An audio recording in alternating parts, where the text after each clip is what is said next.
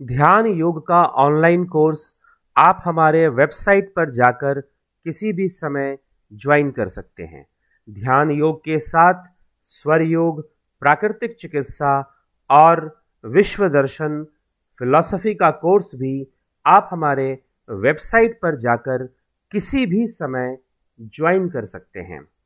Website है manishdev.dhyanयोग.com। और अधिक जानकारी प्राप्त करने के लिए आप हमारे नंबर 9661802459 9661202459 इस नंबर पर व्हाट्सएप मैसेज कर आप सभी कोर्सेज की जानकारी प्राप्त कर सकते हैं, या वेबसाइट विजिट करके भी आप सारे कोर्सेज की जानकारी प्राप्त कर सकते हैं और किसी भी समय ज्वाइन कर सकते हैं। ओम तत्सत। जिज्ञासु मित्रों, बहुत बहुत अभिनंदन है, स्वागत है आप सभी का दिव्य सृजन में। प्रत्येक दिवस की भांति आज फिर हम यहाँ पर यह लाइव चर्चा का कार्यक्रम शुरू कर रहे हैं और आज हमारे इस लाइव चर्चा का जो विषय है, मन क्या है, मन की सबसे बड़ी समस्या क्या है। मन क्या है, मन की सबसे बड़ी समस्या क्या है। देखिए, मन जो है यह एक ऐसा तत्व है,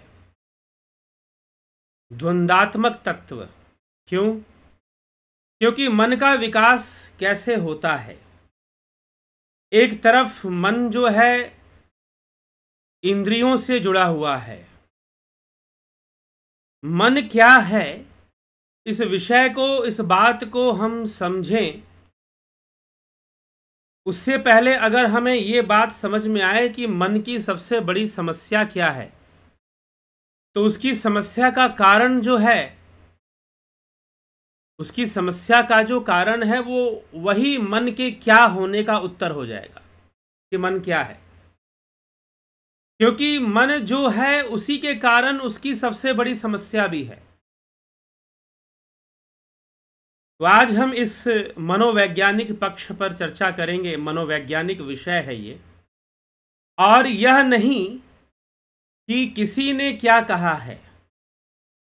प्रैक्टिकली, व्यवहारिक दृष्टिकोण से, क्योंकि मन के आज के समय में, आज के टाइम में अगर साइकोलॉजी के ऊपर जिस विषय पर सबसे ज़्यादा रिसर्च हो रहा है, वह विषय क्या है साइकोलॉजी के ऊपर? वह बिहेवियरल साइकोलॉजी है।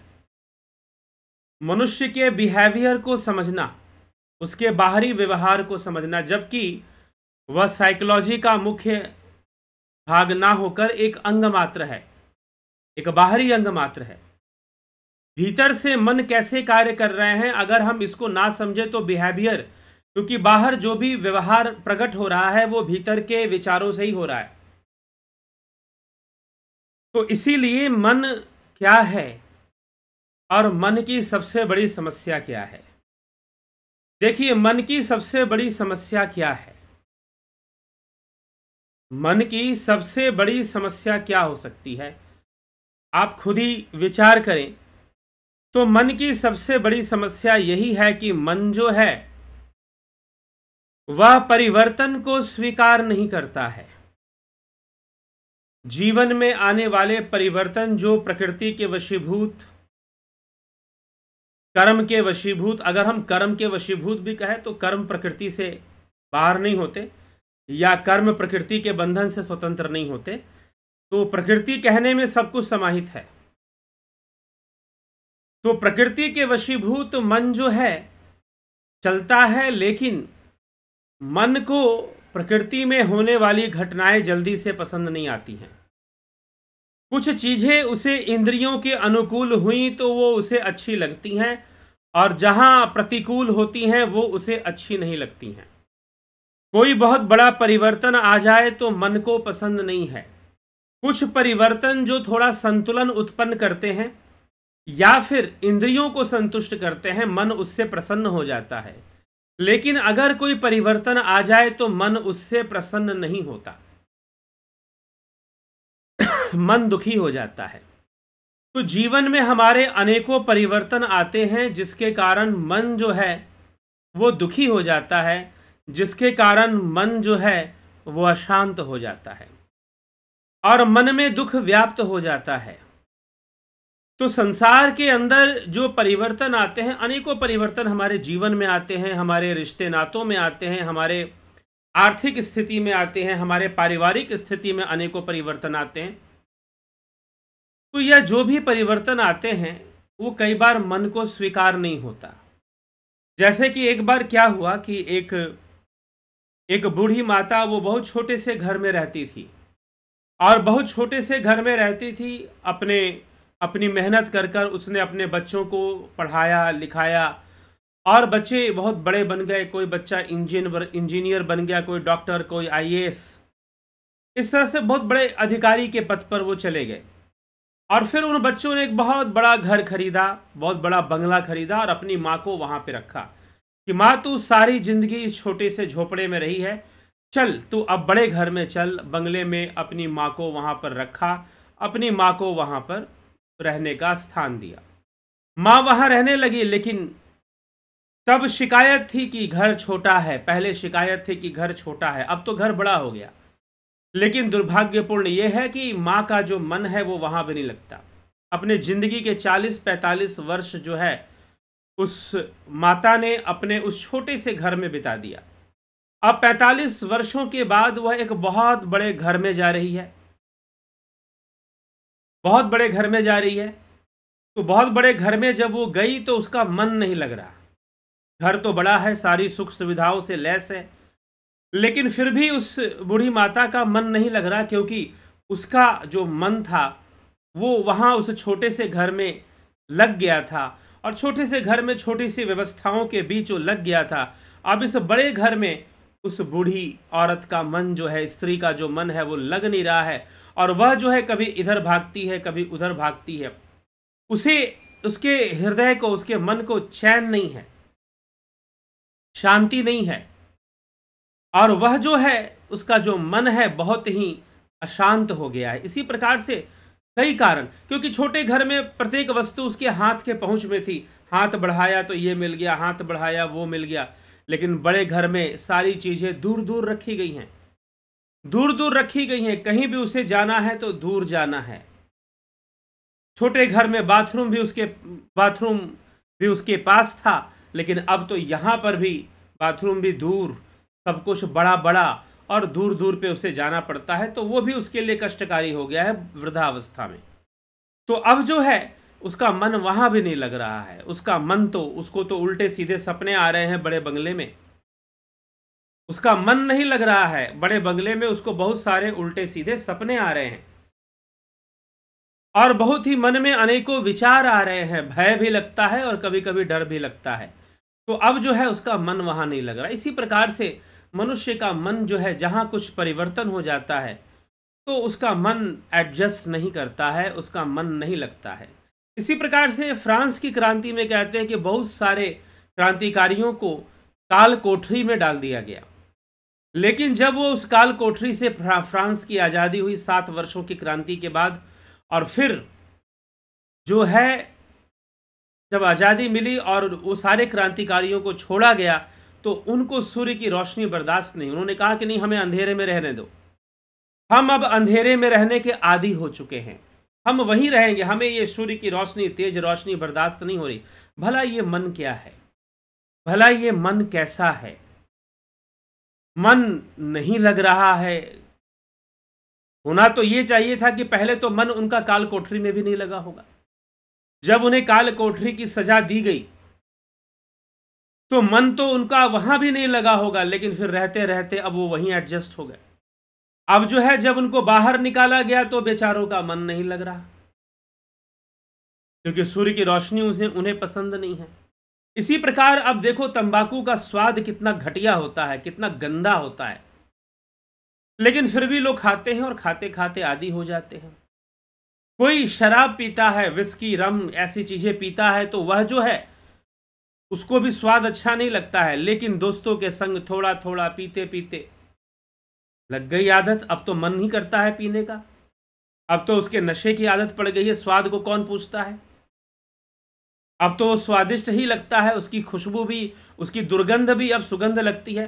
कोई आदमी दारू पिया हो, उसके मुंह से कैसी दुर्गंध बास आती है, लेकिन जो दारूबाज है, जो शराबी है, जिसको शराब की लत लग चुकी है, उसके लिए वह सुगंध है। शराब तो उसके लिए सुगंधित होती है, खुशबूदार होती है, बदबूदार नहीं होती या दुर्गंधित नहीं होती, सुगंधित होती है। तो अब उसको उसका स्वाद अच्छा लगता है। इसी प्रकार से ये मन के अनेकों खेल हैं। किसी का मन किसी ढंग से चलता है, किसी का मन किसी ढंग से, किसी का मन करता है कि खूब तीखा खाएं, मिर्च मसाला डालकर खूब खाएं, लाल मिर्च डालकर खूब खाएं, और किसी को थोड़ा सा भी मिर्च लग जाए तो उसे पसंद नहीं है। अब देखो, मन की स्थिति भी अलग अलग शरीरों में, अलग अलग लोगों में एक जैसी नहीं है, और ये अपने ऊपर ही निर्भर करती है। ऐसा नहीं है कि ये किसी परिवार पर निर्भर है, जैसे परिवार के कुछ लोगों की शक्लें थोड़ी थोड़ी मिलती हैं तो उनका मन भी मिलता होगा, ऐसा नहीं पाया जाता। उनका मन भी मिलता होगा, ऐसा नहीं पाया जाता, उनका मन नहीं मिल रहा होता। उनकी चॉइसेस अलग अलग होती हैं, खान पान चॉइसेस डिफरेंट होती हैं, एक ही परिवार में रहने वाले अलग अलग लोगों की, भले उनकी शक्लें आपस में मिलती हों। इसीलिए विचार करने योग्य यही बात है कि क्या मन शरीर का अंग है? अगर मन शरीर का अंग होता तो शरीर के अनुकूल ही न कार्य करता सारे। इसकी सारी क्रिया और प्रतिक्रिया शरीर के अनुकूल ही तो होती। शरीर के अनुकूल ही तो सारी क्रिया और प्रतिक्रिया होती, लेकिन ऐसा नहीं होता। मन की क्रियाएं, प्रतिक्रियाएं, उसके विचार कई बार अलग होते हैं। शरीर मिलता भी हो, शक्लें मिलती भी हो, दो भाई हैं, सगे भाई हैं, खास भाई हैं, उनकी शक्लें मिलती होंगी, आपस में चेहरे मिलते होंगे, लेकिन फिर भी उनका मन आपस में नहीं मिलता। मन के विचार आपस में कई बार नहीं मिलते हैं। मन किसी और दिशा में जाता है और मन किसी और दिशा में चला जाता है। मन कभी कैसा हो जाता है, मन कभी कैसा हो जाता है, तो मन की गति है ये। इसलिए कहा मन के मते न चालिए, मन पक्का यमदूत, ऐसा भी कहा गया।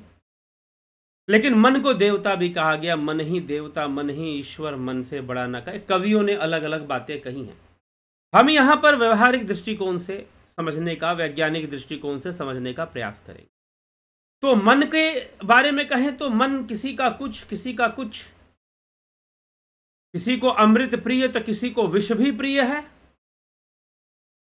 ठीक है, तो मन जो है इस प्रकार से ऐसे चलता रहता है, मन जो है इस प्रकार से कार्य करता ही रहता है। हमेशा ही मन जो है कार्यरत होता है, कभी रुकता नहीं है। लेकिन इसका अगर मन शरीर का अंग होता, कुछ लोग कहते हैं शरीर का ही अंग मन है, तो अगर मन शरीर का अंग होता तो मन शरीर के प्रतिकूल कभी विचार ना करता। लेकिन मन तो शरीर के प्रतिकूल भी विचार करता है। शरीर नहीं तैयार है कुछ खाने के लिए, लेकिन मन खाने के लिए तैयार होता है। शरीर का पेट भर जाता है, लेकिन मन नहीं भरता है। ये दिल मांगे मोर, कुछ लोग ऐसी भाषा का प्रयोग करते हैं, ये दिल मांगे मोर, ये मन मांगे मोर। ज्यादातर लोग जिसे दिल दिल कहते रहते हैं शायरी में, शायरों की भाषा में या फिल्मों की भाषा में, वास्तव में वो मन ही है। जिसे लोग दिल दिल कहते रहते हैं वो मन ही है आपका। तो मन जो है इसी प्रकार से चलता है। मन का हिसाब किताब कुछ ऐसा ही होता है। और मन शरीर के अनुकूल नहीं दिखाई देता, शरीर के प्रतिकूल दिखाई देता है। तो मन जो है फिर भी काम करता है, फिर भी काम करता है, शरीर के विरुद्ध भी जाकर कार्य कर सकता है। मन आपको क्या करना है, आपका मन ही तो निश्चित करता है। आप अगर कुछ बुरा करने की भी सोच रखते हो तो उसका निश्चय भी मन ही रखता है, मन ही करता है। और कुछ अच्छा करने का निश्चय करते हो तो उसका निर्णय भी मन ही करता है। जिसके लिए शरीर ना तैयार हो, मन उसके लिए भी तैयार हो जाएगा। ठीक है। और एक ही परिवार में कुछ भाई हैं, उनकी शक्लें तो आपस में मिलती हैं, उनकी कद काठी शक्लें मिलती हैं, लेकिन मन नहीं मिलता। अगर मन शरीर का अंग होता तो फिर मिलता, मन भी मिल जाता। फिर सारे भाइयों का मन भी एक ही जैसा होना चाहिए था। अगर शरीर की बनावट एक जैसी दिख रही है तो मन भी एक जैसा होना चाहिए था, लेकिन ऐसा होता हुआ दिखाई नहीं देता। इसलिए मन शरीर का अंग नहीं है। हाँ, शरीर के साथ ये तारतम्यता स्थापित करके रहता है, सिंक्रोनाइज्ड रहता है, लेकिन यह शरीर का अंग नहीं है। इसलिए मन की अनेकों गतिविधियां हैं, लेकिन मन को चाहिए क्या? मन को चाहिए सुख, मन को चाहिए संतोष, मन को चाहिए सुख, मन को चाहिए आनंद। और इंद्रियों के माध्यम से मन यही ढूंढता रहता है। लेकिन यह परिवर्तनशील जगत जैसे ही परिवर्तित हो जाता है, मन दुखी हो जाता है। उसे परिवर्तन स्वीकार नहीं है, वो जैसा है वैसे ही पड़े रहना चाहता है। उसे तनिक भी परिवर्तन स्वीकार नहीं है मन को। तो मन परिवर्तन के साथ, चेंजेस के साथ एडजस्ट नहीं करता है। लेकिन कैसे एडजस्ट करे? क्योंकि चेंजेस हमेशा ही होती रहती हैं। इस संसार में परिवर्तन नित्य है, अर्थात नित्य ही चीजें परिवर्तित होती रहती हैं। नित्य ही रिश्ते नाते परिवार के बदलते रहते हैं, नित्य ही सारी चीजें बदलती रहती हैं संसार में। यह नित्य ही परिवर्तन आता रहता है। तो जो नित्य ही परिवर्तन आता रहता है, जो नित्य ही परिवर्तन आता रहता है, वह जो नित्य परिवर्तन है वो भला कैसे आ रहा है? वह प्रकृति के बीच में आ रहा है और मन परिवर्तन को स्वीकार नहीं करता। मन परिवर्तन को पसंद नहीं करता। मन उसी अवस्था में बने रहना चाहता है जिसमें वो था। लेकिन यह संभव तो नहीं है ना। कैसे संभव है? यह संभव इसीलिए नहीं है क्योंकि परिवर्तन अवश्यंभावी है। यह प्रकृति नित्य परिवर्तनशील है, यह संसार नित्य परिवर्तनशील है। This world is ever changing, this world is ever changing. यह जो संसार है वह नित्य ही परिवर्तनशील है। यह जो संसार है हमेशा ही बदलने वाला है। यह जो संसार है वह नित्य ही परिवर्तनशील है। तो परिवर्तन होगा तो फिर मन का क्या होगा? मन फिर से दुखी हो जाएगा। वो परिवर्तन जल्दी स्वीकार नहीं करता। मन को सुख चाहिए और हमेशा चाहिए। मन को शांति चाहिए और हमेशा चाहिए।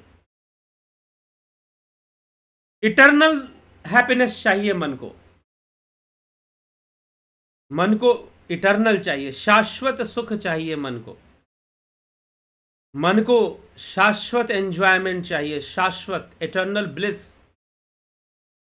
मन को इटर्नल ब्लिस चाहिए, इटर्नल हैप्पीनेस चाहिए, जो कि उसे इस संसार में इंद्रियों के माध्यम से मिल ही नहीं रहा है, जो कि उसे इस संसार में इंद्रियों के माध्यम से प्राप्त ही नहीं हो रहा है। तो अब ये मन क्या करे? क्योंकि संसार तो नित्य परिवर्तनशील रहेगा। तो संसार में तो उसे कभी पूर्ण संतुष्टि, पूर्ण शांति और पूर्ण सुख मिलने वाला नहीं है, और उसकी पूर्ण इच्छाएं कभी पूर्ण होने वाली नहीं है। कुछ आजकल लोग मिल जाते हैं, मूर्खतापूर्ण ढंग से बातें करते हैं कि वो, क्योंकि आजकल क्या है, लालच देने का जमाना है। तो कुछ लोग चला सोचते हैं कि लोगों को लालच देकर सिक्का घुमा लिया जाए। तो कहते हैं कि तुम्हारी सारी इच्छाएं पूर्ण हो जाएंगे, लेकिन इच्छाएं हैं कहां तक? और क्या भला ये मन मान जाएगा किसी का कि मेरी तो इच्छाएं लिमिट में है? तो इच्छाएं पूरी होना और एक जरूरत पूरी होना, दोनों में बहुत भारी अंतर है, बहुत बड़ा अंतर है। तो इसीलिए मन की इच्छाएं कभी अंत नहीं करती हैं। यह संसार कभी रुकता नहीं है, परिवर्तनशील होता ही रहता है। मन की इच्छाएं भी कभी खत्म नहीं होती हैं। हाँ, जो समझदार हैं, जो विवेकी हैं, जिनको रहस्य समझ में आ गया है, उनकी बात अलग है, वो मार्ग निकालते हैं। जो मन के रहस्य को जान गए कि मन इसी प्रकार से है, मन का समाधान क्या है? क्या समाधान है? बर्फ की सिल्ली को पकड़ोगे तो ठंड ही लगेगा, अगर हीटर के रॉड को पकड़ोगे तो हाथ जलेगा, गर्मी मिलेगी। हीटर के पास बैठोगे तो ठंड गर्मी मिलेगी, फ्रिज के पास बैठोगे, एसी में बैठोगे तो ठंडक मिलेगी। ठीक है, ठंडक मिलेगी। तो जैसा संग होगा वैसी चीजें होंगी, जैसा संग होगा वैसा होगा। तो इसीलिए संग कैसा है? गगन चढ़ाई रज पवन प्रसंगा, मिल ही नीच कीच जल संगा। तो पानी जो धूल की मिट्टी है, जो मिट्टी का जो धूल, वह जब वायु का संग करती है तो माथे के ऊपर से उड़ती है, और जब पानी का संग करती है तो कीचड़ बन जाती है। गोस्वामी तुलसीदास जी ने ऐसी उपमा ली है। तो मन की स्थिति, मन कैसा संग कर रहा है? तो मन अगर इंद्रियों का संग कर रहा है तो इंद्रियों के तल पर जो कुछ भी है यह संसार परिवर्तनशील है। यह संसार प्रत्येक क्षण बदलने वाला है। इंद्रियों के तल पर, सेंसरी लेवल पर, जो हमारा सेंसरी लेवल है, इंद्रियों का जो तल है, उस लेवल पर संसार प्रति क्षण बदल रहा है, नित्य परिवर्तनशील है। यहां सब कुछ बदलने वाला है और सब कुछ बदल भी रहा है। लेकिन संसार की जगह अगर एक तत्व ऐसा है जो बदलता नहीं है, कौन है जो बदलता नहीं है? वह आत्मा। नेवर चेंजिंग, कभी नहीं बदलने वाला। वर्ल्ड इज एवर चेंजिंग, आत्मा इज नेवर चेंजिंग। आत्मा कभी बदलने वाला नहीं है।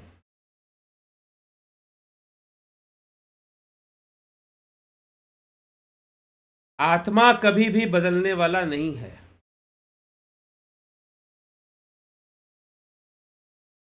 लेकिन मन की जो दिशा है वह किस ओर है? इंद्रियों की ओर है, संसार की ओर है। और मन की दिशा आत्मा की ओर न होने के कारण यही दुख का कारण है। अब प्रश्न यह है कि मन शाश्वत सुख क्यों चाहता है?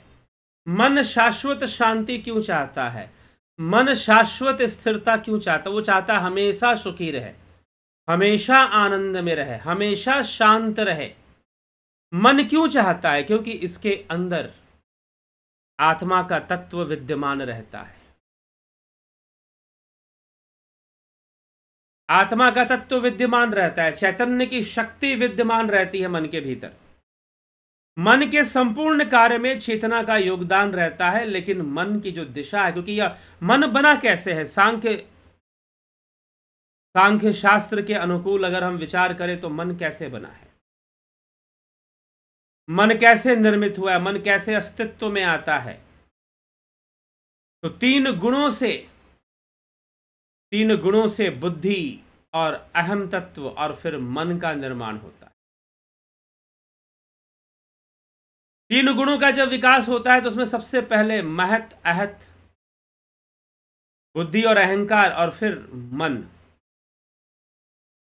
फिर मन भी निर्मित हो जाता है, मन भी प्रकट हो जाता है। तो मन भी कार्य करता है, मन भी चलता है। तो मन है तो बना, उस चेतना से ही तो प्रकृति का विकास होता है। तो वह आत्मा चैतन्य रूप होकर इस शरीर में विद्यमान रहती है और मन भी उसी का हिस्सा है, मन भी उसी को जानता है। तो मन में यह सारी बातें हैं। मन जो कार्य कर रहा है, इस शरीर में जितनी भी चीजें, या हमारे मन में सूक्ष्म शरीर हो या स्थूल शरीर हो, इस सब की सब उस चैतन्य आत्मा से ही कार्यरत हैं।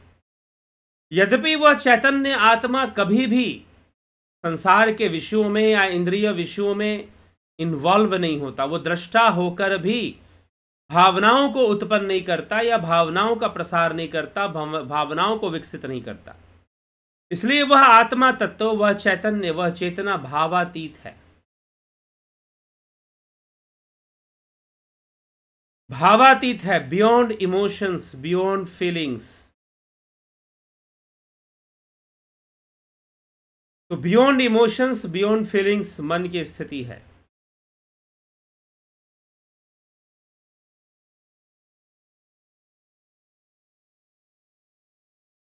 आत्मा को कभी भावनाएं स्पर्श नहीं करती हैं। मन तो भावनाओं से भरा है, मन तो विचारों से भरा है, लेकिन आत्मा को भावनाएं कभी स्पर्श नहीं करती, आत्मा को इमोशंस कभी छू नहीं सकती। तो आत्मा दृष्टा भाव रखते हुए भी इन्वॉल्व नहीं होता, लेकिन मन इन्वॉल्व है। मन इन्वॉल्व है। मन इंद्रियों से ग्रहण होने वाले जो विचार है, इंद्रियों से ग्रहण होने वाले जो प्रत्यय हैं, आइडियाज हैं, और फिर चेतना का जो समावेश है, इसी से मन अस्तित्व में आता है। तो मन के अंदर चेतना है। मन आत्मा से अलग नहीं है, आत्मा का प्रभाव उसके ऊपर है, तभी वो उसका अस्तित्व बना हुआ है। मन का अस्तित्व तभी है जब आत्मा का प्रकाश उसे मिल रहा है, आत्मा का सकाश उसे मिल रहा है। और लेकिन उसका अस्तित्व बने रहने के लिए सिर्फ उस चैतन्य आत्मा का होना जरूरी नहीं है, बल्कि संसार भी है। इंद्रियों के माध्यम से जो अनुभूतियां होती हैं वही मन का निर्माण करती हैं। हालांकि चेतना के कारण वो पहले से भी एक आधार लिए हुए है, क्योंकि आधार तो मुख्य वही है, लेकिन इंद्रियां, अनुभूतियां जो होती हैं, इंद्रियों से जो अनुभव लिया जाता है, जो आइडियाज डेवलप होते हैं, जो एक्सपीरियंसेस हमें मिलती हैं, वो सब मिलकर मन का निर्माण करते हैं। तो मन क्या है?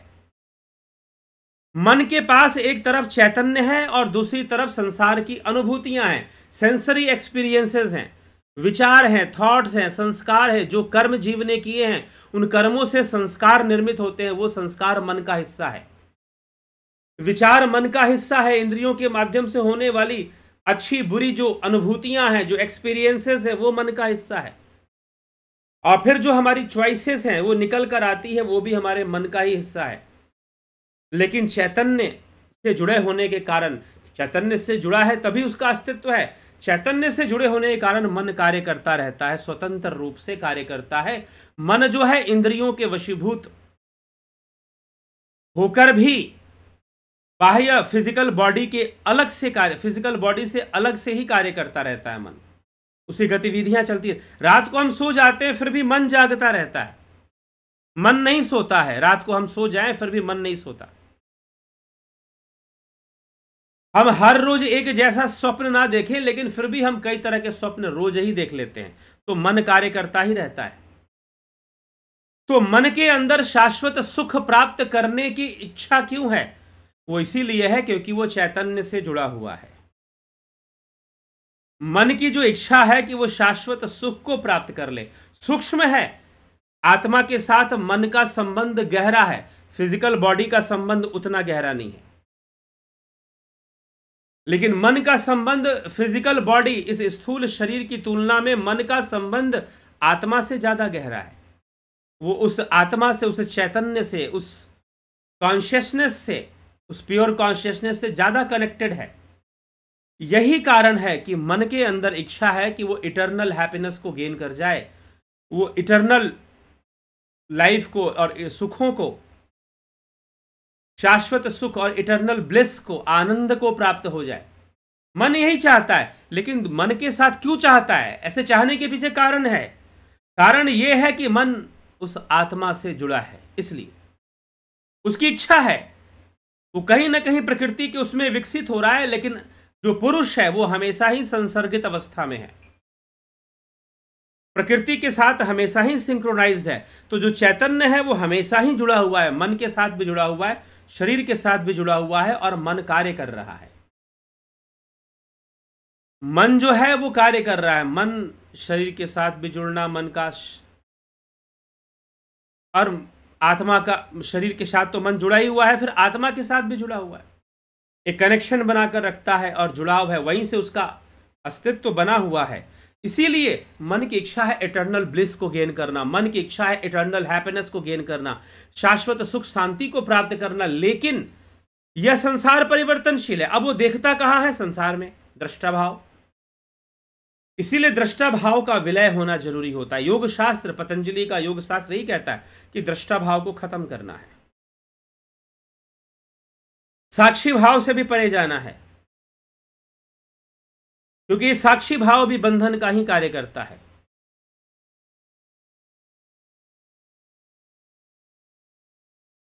और हम सही से साक्षी भाव को समझ नहीं पाते हैं।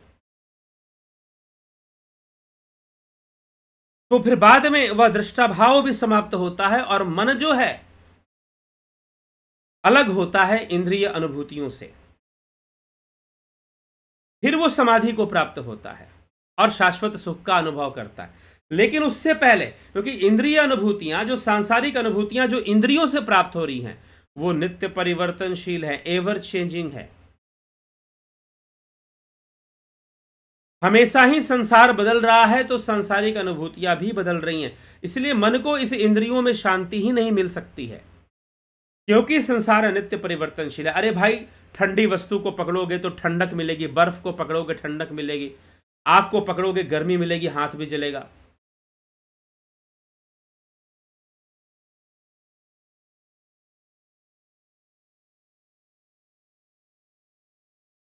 ठीक है,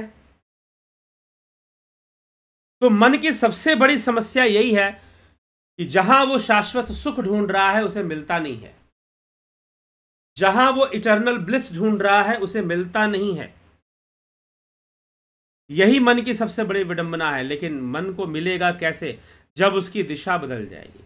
तो ये बड़ा ही व्यवहारिक है, हम सबके जीवन में ये व्यवहारिक बात है कि हम जो है मन को संतुष्ट नहीं कर पाते, मन को सुखी नहीं कर पाते, और वही हमारे दुख का कारण है। मन सुखी हो जाए तो फिर क्या कहना, फिर तो सब कुछ अच्छा हो गया। लेकिन तुरंत संसार बदल जाएगा, परिवर्तनशीलता आ जाएगी, और फिर हमें लगेगा कि अरे ये तो हम दुखी हो गए, इस वस्तु ने तो हमें दुख कर दिया। किसी ने बहुत बड़ी बड़ी गाड़ी खरीदी, सुख का अनुभव हुआ, लेकिन बाद में उसी गाड़ी के कारण दुख का अनुभव भी होने लगा। उसी गाड़ी के कारण दुख का अनुभव भी होने लगा। गाड़ी खराब हो गई, या अचानक पंचर हो गई, या अब पड़ी हुई है तो उसको ध्यान भी देना पड़ेगा, सफाई भी करना पड़ेगा, बहुत सारी बातें हैं, बहुत सारी बातें हैं। तो मन की ये स्थिति है।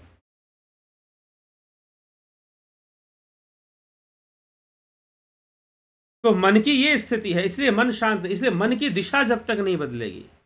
तो मन है क्या ये क्लियर, क्योंकि चैतन्य वह पुरुष तत्व प्रकृति के साथ संसर्गित होता है, विकास होता है, 3 गुणों में विषमता आती है, रजोगुण, सतोगुण, तमोगुण, और विकसित होता है अहंकार, विकसित होती है बुद्धि, फिर अहंकार, और फिर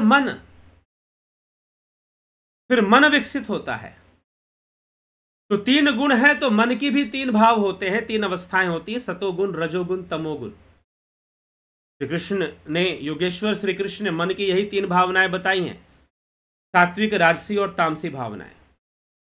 तो मन भी इसी में रहता है, लेकिन मन की इच्छा है कि वो बिल्कुल इटर्नल हैप्पीनेस को गेन कर जाए, अचीव कर जाए, इटर्नल हैप्पीनेस को अचीव कर जाए, इटर्नल ब्लिस को अचीव कर जाए। लेकिन नहीं हो पाता है, क्योंकि उसका जो दृष्टि है वो बाहर है, वो बहिर्मुखी है, मन बहिर्मुखी है। और बहिर्मुखी होने के कारण, एक्स्ट्रोवर्ट होने के कारण,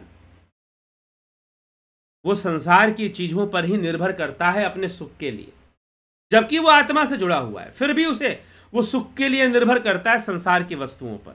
लेकिन वो बहिर्मुखी से अंतर्मुखी हो, ध्यान की ओर आगे बढ़े, अपनी आत्मा की यात्रा करे, तो उस मन को फिर शाश्वत सुख मिलेगा, उसे इटर्नल ब्लिस मिलेगा, उसे इटर्नल हैप्पीनेस मिलेगा, परमानंद की प्राप्ति उसे होगी। लेकिन वो तब तक नहीं होगी जब तक वो इंद्रियों की ओर अपनी दिशा को करके रखा हुआ है। जब तक इंद्रियों की ओर दिशाएं हैं तब तक मन की दिशा है, तब तक समस्या है। तो मन क्या है, और मन की सबसे बड़ी समस्या ही यही है। सबसे बड़ी समस्या है कि वो नहीं चाहता है कि संसार बदले, और संसार बदल जाता है, उसमें वो सुखी दुखी होता रहता है, लेकिन शाश्वत सुख उसे नहीं मिलता। उसकी इच्छा जरूर है कि उसे शाश्वत सुख मिल जाए, शाश्वत शांति मिल जाए, उसकी तीव्र इच्छा है, लेकिन नहीं मिलता, क्योंकि उसका वो बहिर्मुखी है। लेकिन अंतर्मुखी हो जाए, आत्मा की ओर जाए, क्योंकि यह प्रकृति नित्य परिवर्तनशील है और आत्मा कभी परिवर्तित नहीं होता, नेवर चेंजिंग। आत्मा इज नेवर चेंजिंग, प्रकृति इज एवर चेंजिंग, संसार इज एवर चेंजिंग। अगर उसका रुख बाहर बहिर्मुखी है, संसार की ओर है, तो उसे कभी शांति नहीं मिलने वाली, उसे कभी सुख नहीं मिलने वाला। लेकिन क्योंकि ये संसार सुखी नहीं है, ये संसार परिवर्तनशील है, और इस परिवर्तनशील संसार में उसे शांति और स्थिरता भला कहां से मिलेगी। लेकिन अगर वो आत्मा की ओर यात्रा कर ले, सेल्फ की जर्नी शुरू कर दे, जर्नी टू सेल्फ रियलाइजेशन, ध्यान योगा, यही ध्यान योग है, जर्नी टू सेल्फ रियलाइजेशन। 20 जुलाई से कोर्स अब स्टार्ट होगा। 20 जून से जिन्होंने ज्वाइन किया उनका तो चल रहा है। 20 जून से जिन्होंने ज्वाइन किया उनका तो चल रहा है। 20 जुलाई से अगला कोर्स शुरू होगा, ध्यान योग, जर्नी टू सेल्फ रियलाइजेशन। आत्मा की ओर चलो, सेल्फ को जानो, नो दाई सेल्फ, स्वयं को जानो। और जब तुम स्वयं को जानोगे, अपनी आत्मा को जानोगे, तो तुम्हें तो आनंद मिलेगा, फिर शाश्वत आनंद का प्रारंभ होगा। इटर्नल ब्लिस, इटर्नल हैप्पीनेस मिलना शुरू होगा। फिर यात्रा बदल जाएगी, लक्ष्य बदल जाएगा। इसीलिए जब हम इंद्रियों के तल पर काम करेंगे, मन इंद्रियों के ओर रुख करके रहेगा, तो दुखी होना स्वाभाविक है। आत्मा की ओर जाएगा तो सुखी होगा। इसके पीछे रीजन है, कारण है कि संसार नित्य परिवर्तनशील है और आत्मा कभी परिवर्तित नहीं होता। तो जो कभी परिवर्तित नहीं होता, मन के लिए वो सही जगह है, क्योंकि वहां परिवर्तन होगा नहीं और मन दुखी नहीं होगा। वहां परिवर्तन होगा नहीं और मन फिर दुखी नहीं होगा।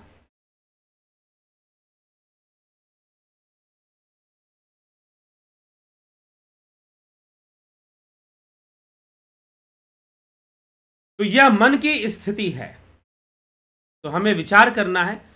और अगर हम अपने मन को समझना चाहते हैं तो मन इसी प्रकार से, और अगर हम चाहते हैं इस मन को सुख मिले, इटर्नल हैप्पीनेस, ब्लिस मिले, तो इसकी रुख को, इसे अंतर्मुखी करना होगा और इसे ध्यान योग के माध्यम से आत्मा की यात्रा इसको करवानी होगी, तभी जाकर यह संभव है, अन्यथा संभव नहीं है। ठीक है, तो इसी प्रकार से हम इस विषय को समझें और विचार करें। यही है मिस्ट्री ऑफ साइकोलॉजी। साइको मतलब मन, लॉजी मतलब अध्ययन, मन का अध्ययन। हम मन को पढ़ें, मन कैसे कार्यरत है। तो सबके मन अलग अलग है, लेकिन जिनका मन उस आत्मा की यात्रा करता है, उनका मन एक होने लग जाता है। जो आत्मज्ञान की यात्रा करते हैं, आत्म साक्षात्कार की यात्रा करते हैं, उनका मन एक होने लग जाता है। उनका मन आपस में जुड़ने लग जाता है।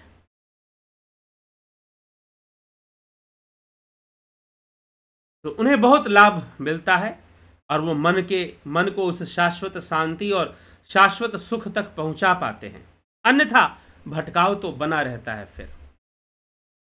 तो यही मन का रहस्य है, मन क्या है और मन की सबसे बड़ी समस्या क्या है और समस्या का समाधान क्या है, उस पर भी हमने चर्चा कर ली।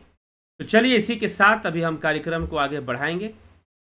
और ध्यान योग का कोर्स अगर आप ज्वाइन करना चाहते हैं तो 20 जुलाई से शुरू होगा, उसका आप लाभ उठा सकते हैं। उसकी ज्वाइनिंग के लिए आप मैसेज कर सकते हैं, आपको मैसेज का रिप्लाई मिलेगा और आपको डिटेल्स भेजी जाएंगी। हाँ, कुछ लोगों को अभी रिप्लाई नहीं मिला होगा क्योंकि डिटेल्स जो है जुलाई की भेजी जाएंगी। अभी जून का महीना खत्म हो गया, तो जुलाई की डिटेल्स जिनको भेजनी है अब रिप्लाई मिलना शुरू हो जाएगा। चलिए आगे बढ़ते हैं और आपके कमेंट्स को देखते हैं। संतोष कुमार जी, बहुत अभिनंदन है। विजय सिंह जी, बहुत अभिनंदन है। विनोद कुमार सूद जी,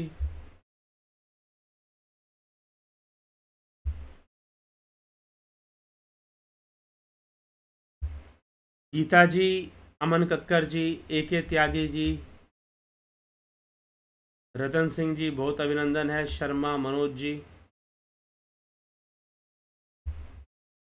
सृजनी महंता जी, बहुत अभिनंदन है। कन्हाई कुमार जी, अजीत अपराजित जी, जय सच्चिदानंद। शिखर शर्मा जी, गुमाना राम चौहान, राम विलास जी, किशोर वैद्य जी, सविता नायक जी, राजू पाल जी, सर्वज्ञ बोधिसत्व,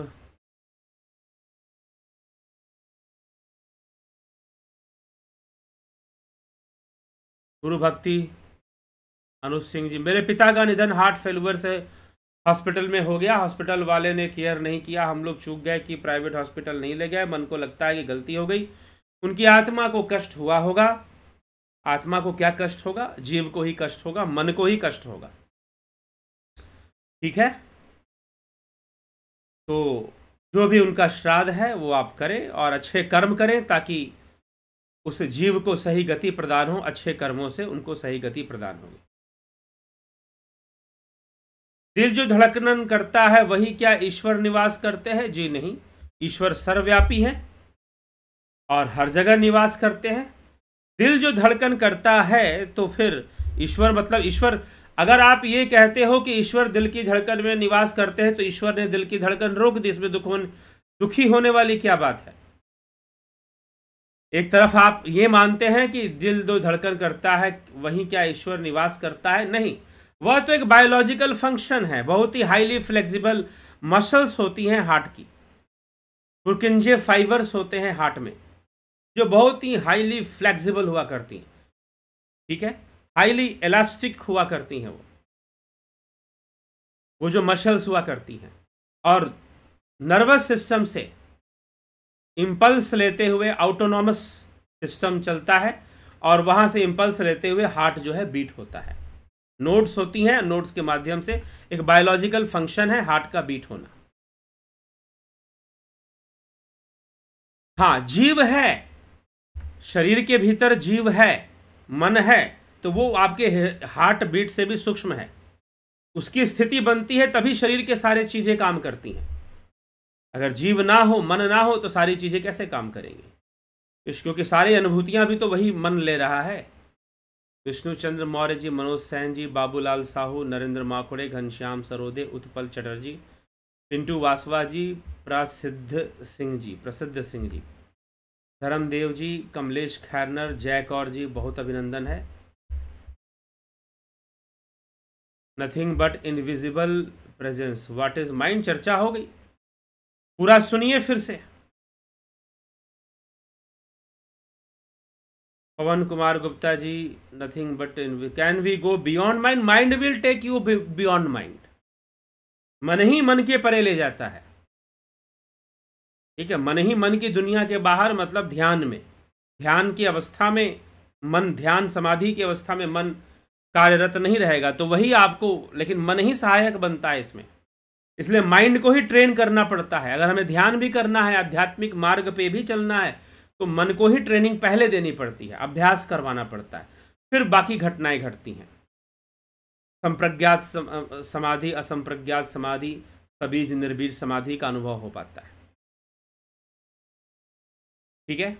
पवन कुमार गुप्ता जी, चलिए इसी के साथ हम आगे बढ़ते हैं और कार्यक्रम को आज विराम की ओर ले चलते हैं। कल फिर मिलेंगे 9 PM लाइव चर्चा में। तो बहुत बहुत आभार आप सभी का इस कार्यक्रम से जुड़ने के लिए। कल फिर जुड़िए, और आपको अच्छा लगे तो जरूर शेयर कीजिए, लोगों को सहायता मिलेगी, उनको जीवन के विषय में ज़्यादा क्लैरिटी होगी और वो ज़्यादा जो है अच्छे से, बेहतर ढंग से, बेहतर सोच के साथ जीवन को जी पाएंगे। चलिए इसी के साथ हम, और लाभ उठाना चाहते हैं तो ध्यान योग का कोर्स ज्वाइन करिए जो कि 20 जुलाई से शुरू होगा। तो इसी के साथ आज मैं अपने विचारों को विराम देता हूं। कल फिर मिलते हैं 9 PM लाइव चर्चा में। बहुत बहुत आभार आप सभी। ओम तत्सत।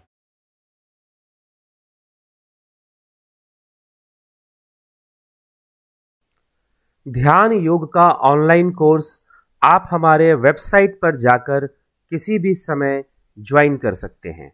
ध्यान योग के साथ स्वर योग, प्राकृतिक चिकित्सा और विश्व दर्शन फिलॉसफी का कोर्स भी आप हमारे वेबसाइट पर जाकर किसी भी समय ज्वाइन कर सकते हैं। वेबसाइट है manishdev.dhyanयोग.com।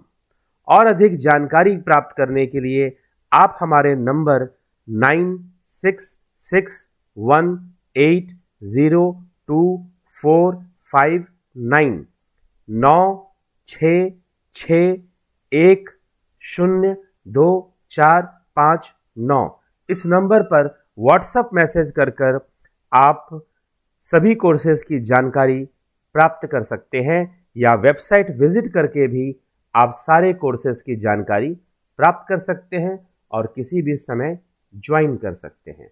ओम तत्सत।